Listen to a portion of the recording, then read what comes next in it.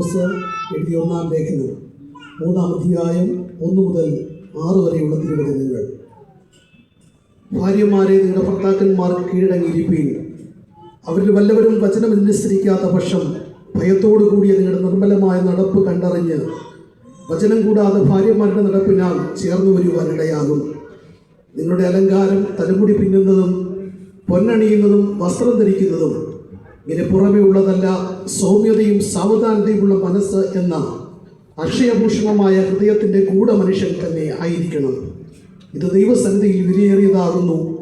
ഇങ്ങനെയല്ലോ പണ്ട് ദൈവത്തിൽ പ്രത്യാശ വച്ചിരുന്ന വിശുദ്ധ സ്ത്രീകൾ തങ്ങളെ തന്നെ അലങ്കരിച്ച് ഭർത്താക്കന്മാർക്ക് കീഴടങ്ങിയിരുന്നത്.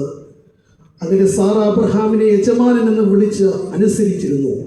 നന്മ ചെയ്ത് യാതൊരു ഭീഷണിയും പേടിക്കാതിരുന്നാൽ നിങ്ങൾ അവളുടെ മക്കൾ ആയിത്തീർന്നു. ആമേൻ.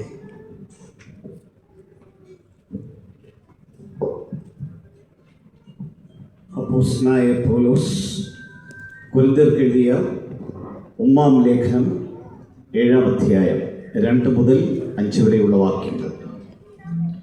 എങ്കിലും ദുർനടപ്പ് നിമിത്തം ഓരോരുത്തര് സ്വന്തം ഭാര്യയും ഓരോരുത്തിക്ക് സ്വന്തം ഭർത്താവും ഉണ്ടായിരിക്കട്ടെ. ഭർത്താവ് ഭാര്യയ്ക്കും ഭാര്യ ഭർത്താവിനും കടംപെട്ടിരിക്കുന്നത് ചെയ്യട്ടെ.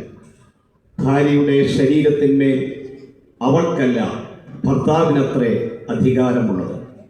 അങ്ങനെ ഭർത്താവിൻ്റെ ശരീരത്തിന്മേൽ അവനല്ല ഭാര്യയ്ക്കത്രേ അധികാരം.